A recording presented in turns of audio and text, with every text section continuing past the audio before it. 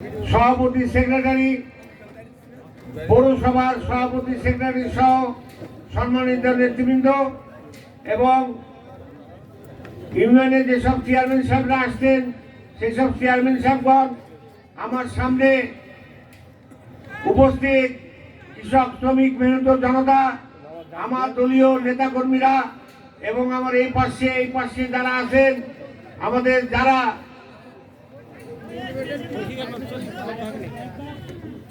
আমাদের দাদা হিন্দু ভাইরা এবং আমার পাশে মা ও বোনেরা, সাংবাদিক ভাইরা, সবার প্রতি সালাম, আসসালামু আলাইকুম। আপনারা জানেন, মুক্ত আকাশের নিচে আজকে আমরা জনসভা করছি। এটা সুযোগ ছিল না। একটা দল, একটা গোষ্ঠী, তারা নিজেরাই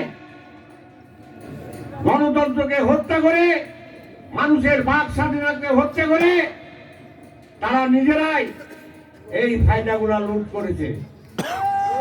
বন্ধুরা আমার, ছাত্র জনতা, কৃষক শ্রমিক মেহনত জনতা, মা বোনের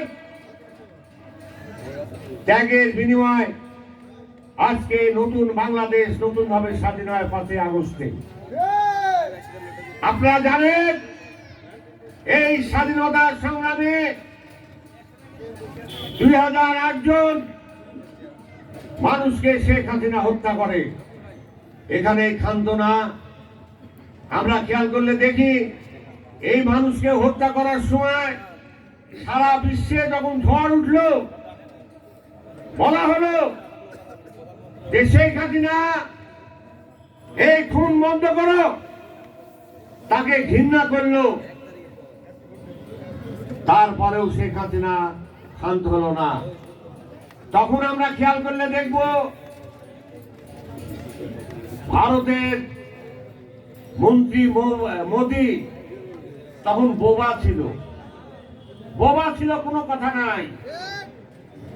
হঠাৎ দেখলাম চিটাগাং আমাদের অ্যাডভোকেট সাহেবকে হত্যা করার পর মোদির মুখের কথা ফুটলো।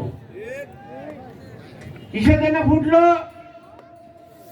3 জন বা 4 জন কি 5 জন সংখ্যা জানি না, ইসকন না কি বলে, ইসকন, তাদেরকে অ্যারেস্ট করার কারণে মোদি বিরক্ত বোধ করলো।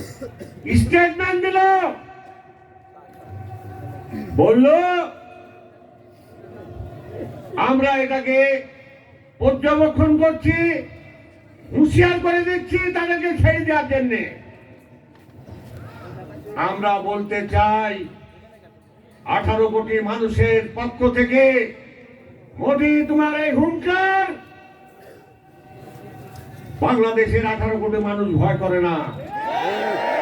জবাব দেওয়ার জন্য প্রস্তুত আছেন এই সময়। তোমার কোলে শেখ হাসিনাকে রাখিছ, কারণ শেখ হাসিনা ইতিহাস,